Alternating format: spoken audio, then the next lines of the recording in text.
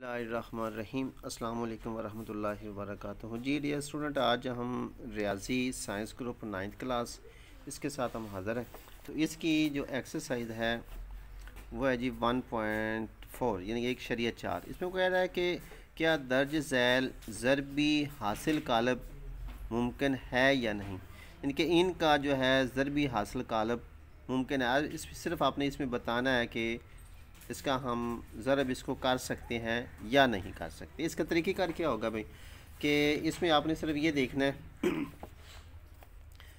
कि इसमें जो पहला कालब है ये मुरब्बी शक्ल में है, दूसरा जो है वो कालमी शक्ल में है।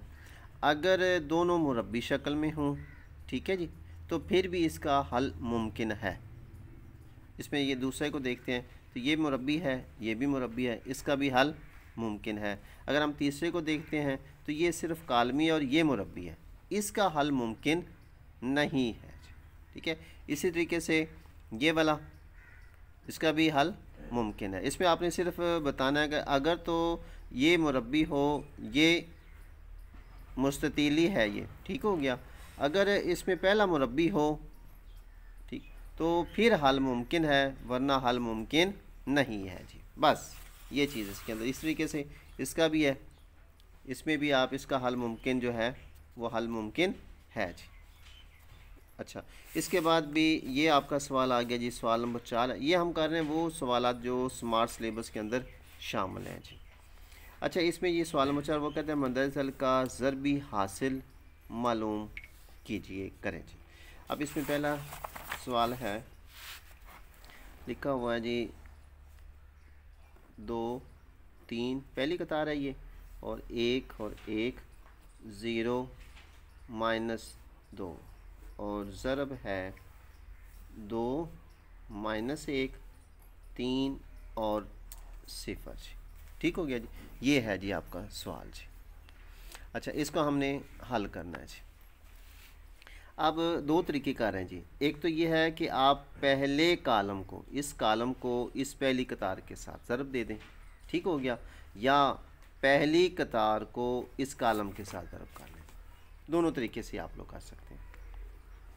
अब हम क्या करते हैं, इस 2 को 2 ज़रब 2 जमा, इस तरीके से 1 ज़रब 2 जमा, 0 ज़रब 2 जमा।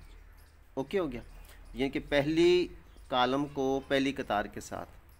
अब इसको आप यूँ समझ लें, ठीक है, कि ये मैंने छुपा दिया है इनको, ठीक हो गया, कि इसमें आपने सिर्फ क्या करना होगा, इस कालम को इस पहली यानी कि सिर्फ 2 के साथ ज़रब करना है, बस।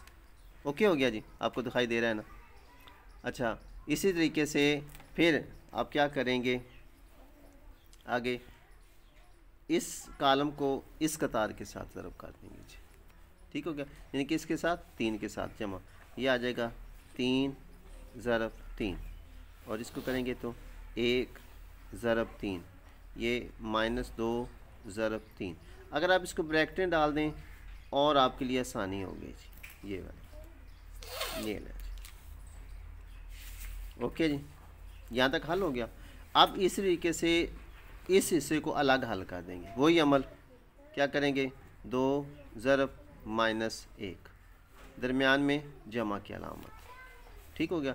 इस तरीके से फिर 1 ज़रब -1 जमा जी, 0 ज़रब -1 जमा जी, ठीक हो गया जी।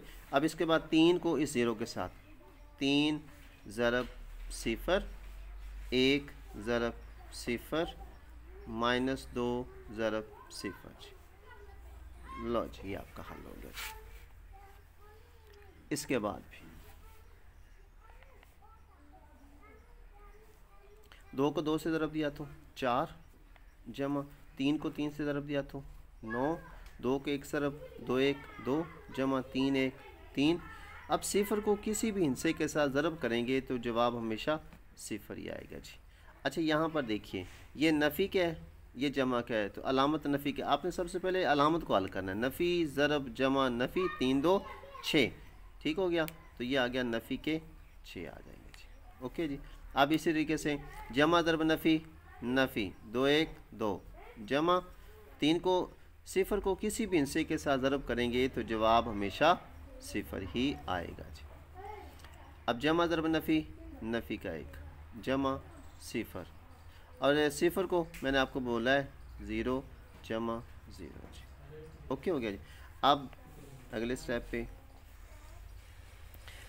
अब ये देखें, ये जमा 9 और 4 13 जी, 1 और 3 4 हो गया। अब यहाँ पर देखिए, ये 0 में से नफ़ी के 6 निकालेंगे, ये नफ़ी के रकम है, ठीक है, तो नफ़ी के 6 ही आएंगे।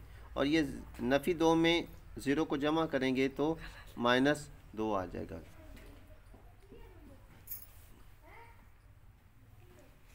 अच्छा भाई, इसमें देखिएगा, 1 को 2 से ज़रब देंगे तो यहाँ पर 2 1 2 आ गया जी, ठीक हो गया।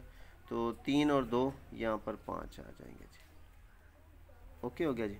अच्छा, ये नफ़ी के 2 आ गया, और इसमें 0 जमा करेंगे तो नफ़ी के 2 ही आएंगे।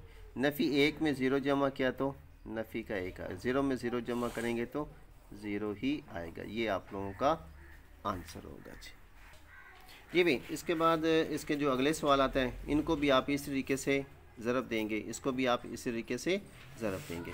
इसके बाद आपका आगे ये सवाल नंबर 5, वो कहता है कि A बराबर है, B बराबर है और ये C बराबर है, तो मंदरजा ज़ैल की तस्दीक करें अगर मुमकिन हो।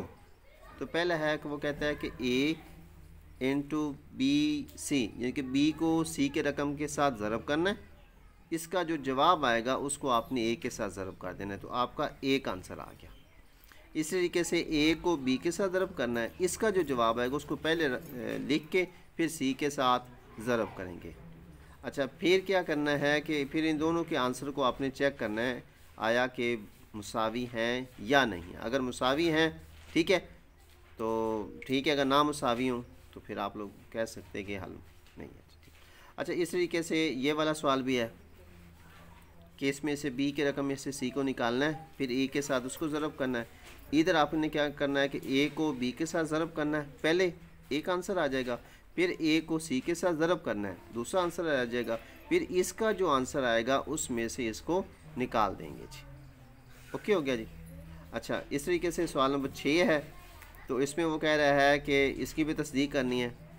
तस्दीक करने वाले जो सवालात होंगे ना भी, उनके आंसर जो होंगे वो हमेशा इक्वल ही आते हैं जी।